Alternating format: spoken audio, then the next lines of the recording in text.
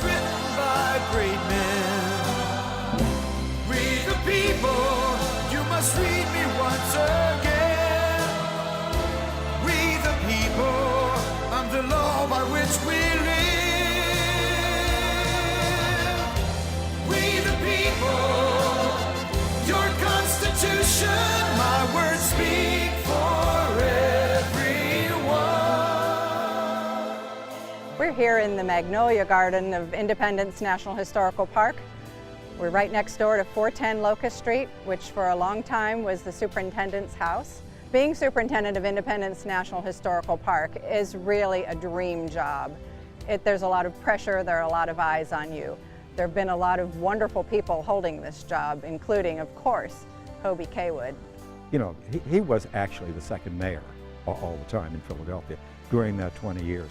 That's how high his profile was. He was always in the park, talking to visitors, talking to staff, and I think that was not something I had expected, knowing I was going to work for the National Park Service, a federal entity, very important place, lots of people who work here, and I assumed that the superintendent, like a CEO, was somebody who was pretty much behind the scenes or talking to higher level authorities like congressmen, people like that, not the average person. But Hobie was really hands-on, and he knew everybody's name. I mean, I couldn't believe I was the intern, and he knew my name and called me by name. So I've always thought of that as being the hallmark of Hobie's superintendency, was the personal touch, the way he related to people and wanted them to think of Independence as their park. Hobie, when you and Addie-Lou were here, I know you have many fond memories of being in this house, many fond memories of being in the park. Your wonderful tenure as a superintendent, celebrating numerous activities, numerous anniversaries, is truly an important legacy for the park. I've been trying to fill your very big shoes, but I am not a good old boy from Kentucky. I can't tell those long stories, those hilarious good stories that you always told. But I love hearing about your time here. Hobie was very personable, and he really took an interest in everyone he met. And one of the things that I, to this day, still recall is even after meeting me one time, the next time I saw him on the street, he remembered who I was and where I was working and what I did, and even my background. And in a park where there was a couple of hundred people working there at the time, that's pretty impressive. He had an idea, and he was able to get everyone to follow him to get the work accomplished the way he wanted it done, so that it was the best thing for the park. One thing about Hobie, he had a thing with litter. If he walked down the street, he would pick it up. And I remember one day walking down the street, and I walked by a bunch of stuff, and Hobie was actually coming towards me. And he said, Walsh, you gonna pick that up? And I said, what? I knew what it was. And I said, what? He goes, the paper behind you. I said, yeah, I picked it up. He said, let me tell you something. He goes, if I can pick it up, anybody can pick it up. And he says, just when you see it, pick it up. And I would see him in the morning sometime walking to the office. It'd take him an extra 10 minutes to get there because he was picking up trash the whole time. I can remember walking behind Hobie, behind the second bank, and watching him, and he didn't know that I was there, like pick up trash and stop and weed a garden. I mean, he just really wanted this place to look great, and he did everything within his power to make that happen. And what I really appreciated is that he could talk to these VIPs and make them feel at home.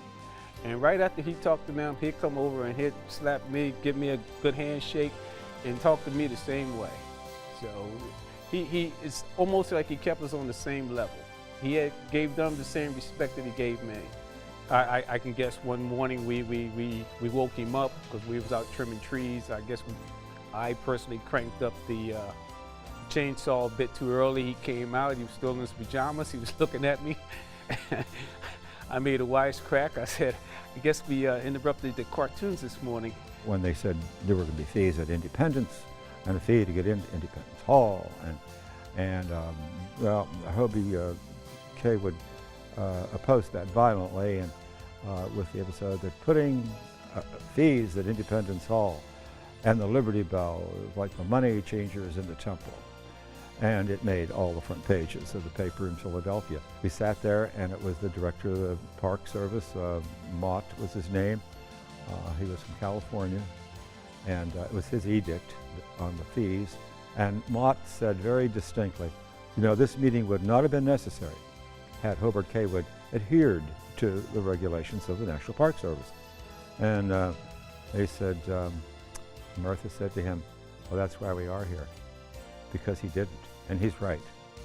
And he said, I'll tell you what I'm going to do. I'm going to introduce legislation this afternoon on the House floor, but there will be no fees at Independence. And while I'm at it, I'm going to throw in Valley Forge. Thank you, gentlemen, the meeting is over. And we got up and we left. And that was a real success. He really made Independence a personal place. So he was really committed to the idea that the bicentennial celebrations, whether they be for the Declaration of Independence or for the Constitution, be something that people could come here and personally relate to. They gave us all radios, which they had never done before. And I still don't know what the radios was for. Hobie, he was kind of leading the pack. He kind of said to us, this is what we're here for.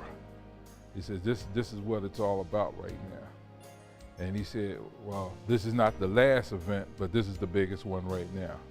And it just made me feel good knowing that I was a part of something like that. There were thousands and thousands of people there to see it occur. And then they left the Bell Pavilion open all night.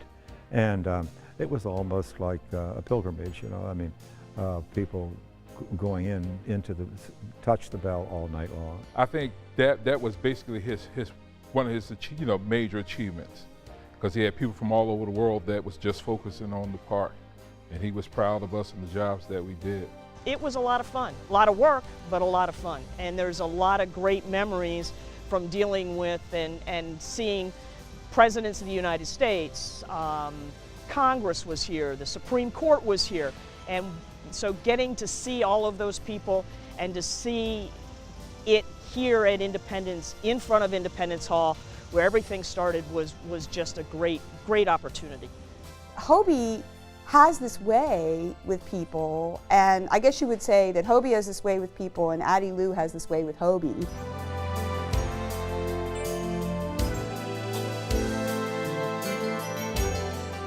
Addie-Lou was a volunteer here on Independence Square, so I would work with her weekly, actually. She would come in, and our volunteers take a shift and they follow a schedule and they give all the same tours that we give, and Addie-Lou would come in every week and take whatever schedule the supervisor would give her, and meaning she didn't know what building she was going to staff until she got here, and she witnessed, school season and everything just like we did. She didn't ask for any special favors or anything. She just came in, did her time like the rest of us, and God bless her for doing that. Addie-Lou added a little culture to him. She sharpened the edges for him and made him very, very acceptable. And and he told me one time, Tom, guess what? Addie-Lou and I are going to Paris, France. And he said Paris, France, like it was the way you said it. But I'm sure that he thought about Paris, Kentucky most of the time, but Paris, France. Whether it was on a special event or when she was a volunteer at the Second Bank, it was always fun. It was work, we were working, we knew that, but they always made it enjoyable. And I think from that point of view, it's one of the reasons why Independence is so special to me. After I got to know her a little bit, one day she stopped me, and because she had something that she wanted done by somebody, a volunteer, and she walked up to me and she said, "You're just the person I wanted to see." I thought, gosh, I didn't even know she knew who I was, but because I thought she was pretty important. There was a lot of movement, there was a lot of construction, there was a lot of people, there were a lot of employees, special events that were going on for the Declaration Bicentennial. That continued to grow and expand through the late 70s, early 80s, as we were then gearing up for the bicentennial of the Constitution. And it has continued, and I think Hobie and the Friends put that together for us. You tell somebody about the Liberty Bell or about Independence Hall, and you have the opportunity to change their lives.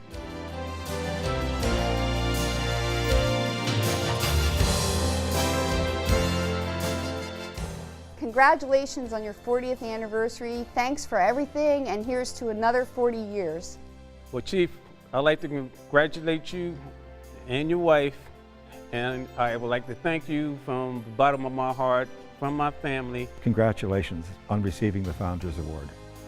Definitely congratulations. The friendship developed very, very close relationship, and we've had such fun. Congratulations on all the great work you've done and continue to do for Independence National Historical Park. Congratulations on your award.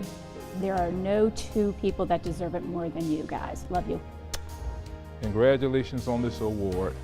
You deserve it, and I hope that you receive a lot more. Congratulations on 40 years of the Friends of Independence National Historical Park. Thank you so much for founding the Friends and for keeping an abiding interest in the Friends, for coming to visit me and sharing the wealth of your knowledge and experience. We love you. We the people of the law by which we live.